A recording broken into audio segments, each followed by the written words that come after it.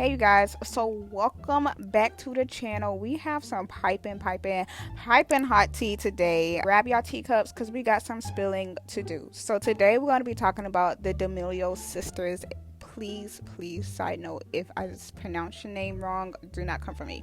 We're going to be talking about the Amelio sisters today, which I really did not expect this. We're going to be talking about the Amelio sisters versus the internet and Trisha Paytas. You guys, oh my god. So you guys, if you don't know what's going on, honestly, you have been living under a rock because it's on every single thing. TikTok, Instagram, Twitter, even news outlets are talking about this. The Amelios and James Charles did a video not too long ago, and I honestly really cannot tell you if it was a mukbang or a Q&A, so please do not quote me, don't put me up against the wall for this because I don't know, okay? So they all did a video together, and some people are not happy of how it all went down. Dixie was eating her food and she had stopped because she had gotten a snail on her plate.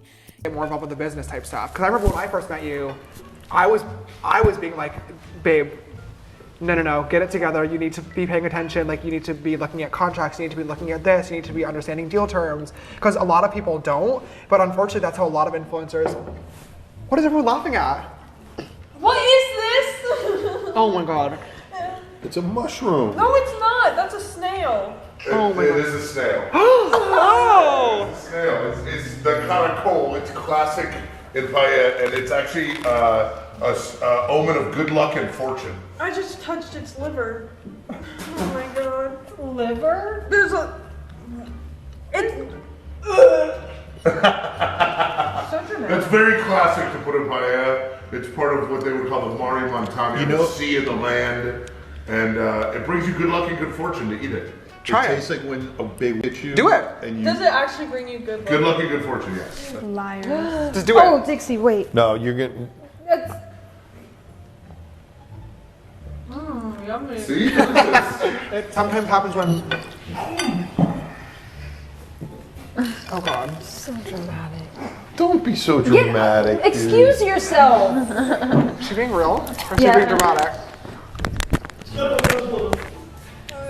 Oh, she actually threw up.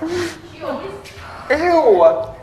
She ends up throwing up outside, and people were not having it. One, because people feel like she was being over dramatic and extra, and that she basically hurt the chef's feelings. So you guys, we're going to talk about her being extra first, and then we'll talk about the chef.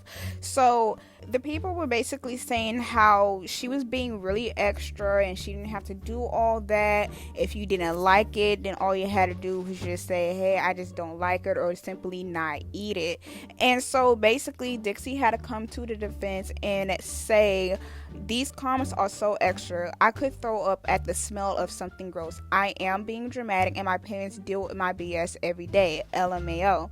I don't get treated differently. There is no favorite child. The internet is always trying to turn people against each other. So you guys, when she means that, it's because everybody was basically saying how her parents treated Dixie so badly, and how Charlie's the favorite child because she has more fame, or like more followers rather, than Dixie. But that did not stop there, you guys. People were still upset because they felt like she disrespected the private chef.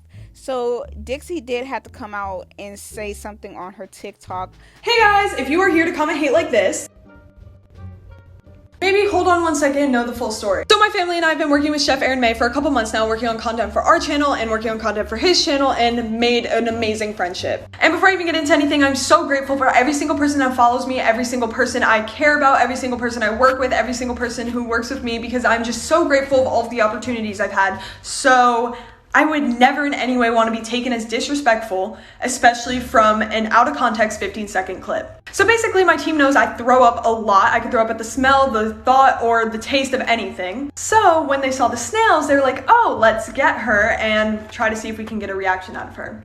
You just completely lied. Like, you're doing a lot of things, and I. So basically, that clip that wasn't in the original video is my team and Chef Aaron May trying to convince me to try snail, knowing that I would have a reaction. I love Chef, and I would never disrespect him in any way, and maybe don't judge someone's personality over a 15-second. Now, let's get in with Charlie. Charlie makes the comment, I wish I had more time, because imagine her hitting 100 million after a year of hitting 1 million, and how she just want even numbers. I wish I had like more time. Cause imagine if I hit 100 mil a year after hitting a mil. Was the 95 not enough for you? Well, I was just like saying like even number. Well, Hey peoples, so I'm editing this and I got this notification. It has been official, according to Def Noodles on Twitter.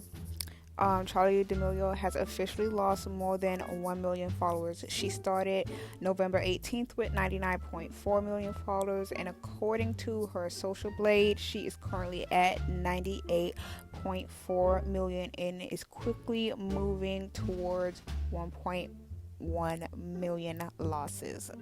Okay, so people are actually saying like, Charlie, you're very ungrateful. You know, how can you just think of us as numbers? Is that all we are to you, is numbers? Blasey blasey. So she did end up coming online and basically saying, you guys, I am so grateful for you. That it's not what it seems. And she was basically saying how, in a way, the video was taken out of context. like, that's not okay. You can hate on me for whatever I've done, but the fact that all of this is happening because a misunderstanding, like, I just feel like that's not okay. And if this is the community that I'm in and the community that I put myself in, I don't know if I want to do that anymore. However, in the same live, you guys, Charlie does say that Trisha Paytas needs to mind her own business in so many words. I'm about to play y'all the clip, and then we're going to get into the Trisha situation. And, like, I'm just going to say, Trisha Paytas, like, this is not, sorry, just, you have been completely rude to me multiple times, saying she doesn't have a personality, she can't dance, she's basic. Like, you have your own problems, please stop worrying about mine. And that's all I have to say on that. Quite honestly, I just, like, please stop talking about me. Basically, Trisha had made some videos or some TikToks about how Charlie was always ungrateful and how she feels like, you know, people are now starting to see what she means when she called her ungrateful and all this other stuff. Now, I don't know exactly what video it was. I'm going to try to find it. But she basically said, you know, this is the internet. I can say whatever I want to say.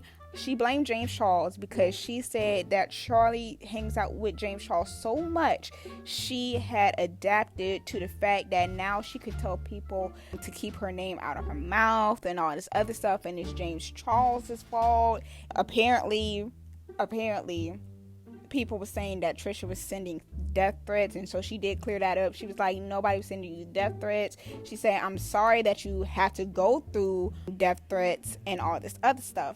But you guys, this is like my opinion. I'm really not trying to bash nobody or, you know, pick anybody's sides. I'm just spilling the tea.